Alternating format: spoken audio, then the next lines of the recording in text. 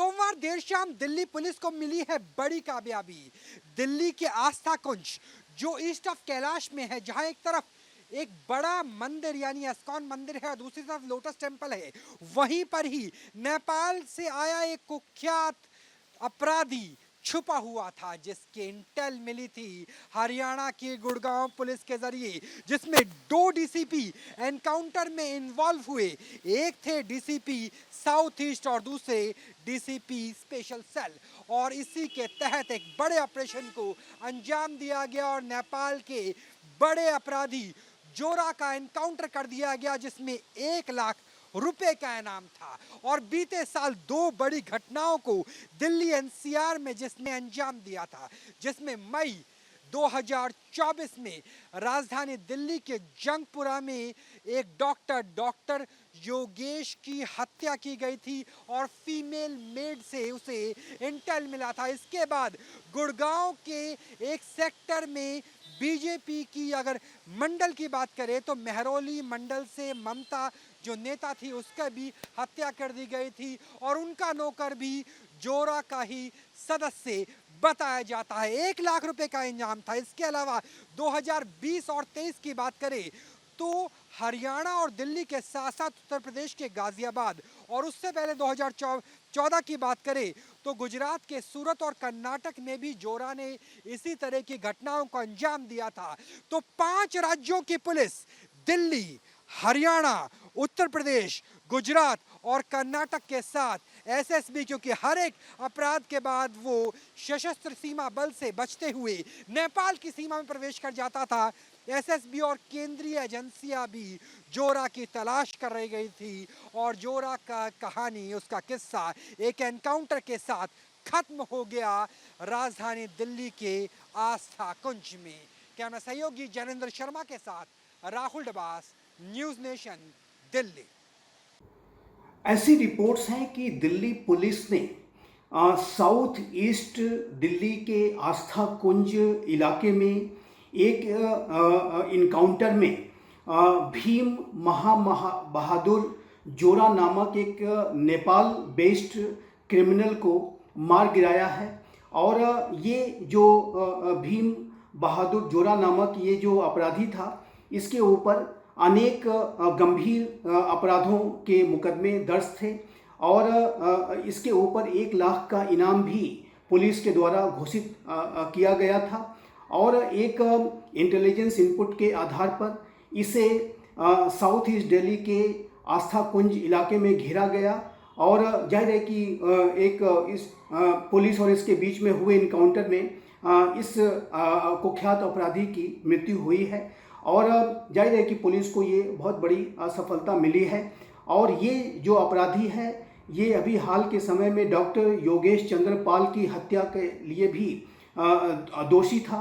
और एक भाजपा की महिला नेता ममता भारद्वाज के घर में जो 20 लाख रुपए की चोरी हुई थी, उसमें भी उस अपराध के संदर्भ में भी ये दोषी था। और इसकी तलाश न सिर्फ दिल्ली में बल्कि गुड़गांव में, बेंगलोर में और अन्य जगहों पर भी की जा रही थी। और जाहिर है कि ये नेपाल बेस्ड एक कुख्यात अपराधी था और ये भारत में अपराध की घटनाओं को कर करके नेपाल भाग जाता था। इस तरीके की अनेकों ऐसे रिपोर्ट सामने आ रही हैं कि जिसमें कि ये पता चलता है कि नेपाल से भारत में अनेक फर्जी दस्तावेजों को बना करके, फेक आधार कार्ड, आईडी कार्ड इत्यादि बना करके नेपाल के अनेक ऐसे अपराधी हैं जो कि भारत के अमीर घरों में या अन्य जगहों पर नौकरियां ले लेते हैं और फिर वो गंभीर अपराध की घटनाओं को करने के बाद फिर से नेपाल भाग जाते हैं और वहाँ से फिर अपनी पहचान को बदल करके वो फिर भारत में प्रविष्ट होने की कोशिश करते हैं। तो इस तरीके की जो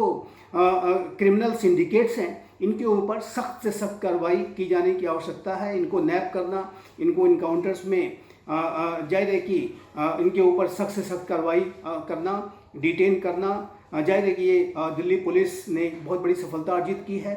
इसी तरीके की कार्रवाइयाँ लगातार ऐसे अपराधी जो ग्रुप्स हैं उनके ऊपर की जाते रहने की आवश्यकता है।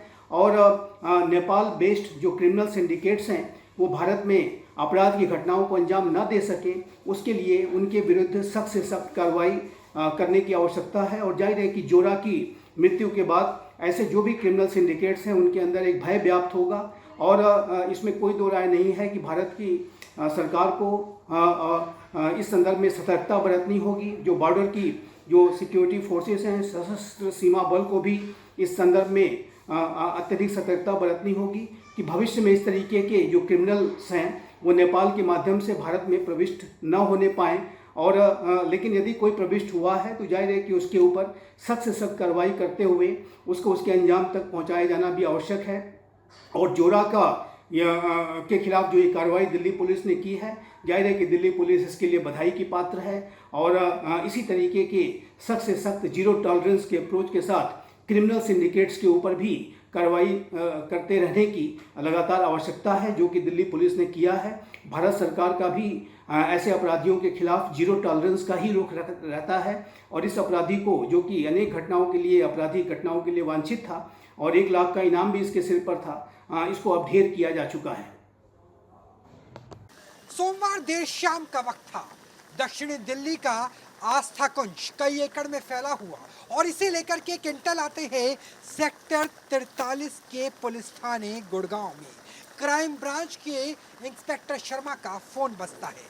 इंटेल स्पष्ट था कि नेपाल का कुख्यात अपराधी जोरा आस्था कुंज में ही मौजूद है और जोरा को अगर पकड़ना हो तो आस्था कुंज चलिए। और यही वजह थी कि जैसे ही हरियाणा पुलिस गुड़गांव पुलिस ने संपर्क साधा दिल्ली पुलिस के साथ, दिल्ली पुलिस के 2 डीसीपी एक्टिव हो गए, डीसीपी स्पेशल सेल और इसके अलावा डीसीपी साउथ ईस्ट डिस्ट्रिक्ट, और आस्था कुंज की घेराबंदी कर ली गई जिसमें इंस्पेक्टर शर्मा भी मौजूद थे। और इंस्पेक्टर शर्मा के ऊपर नेपाल के कुख्यात बदमाश ने गोली चलाई, हालांकि बुलेट प्रूफ जैकेट से वो बच गए। 2 साथी मौजूद थे। एक साथी तो पुलिस की दबिश के बावजूद एनकाउंटर से बचने में कामयाब रहा, लेकिन जोरा के पास भागने का कोई भी रास्ता शेष नहीं रह गया था।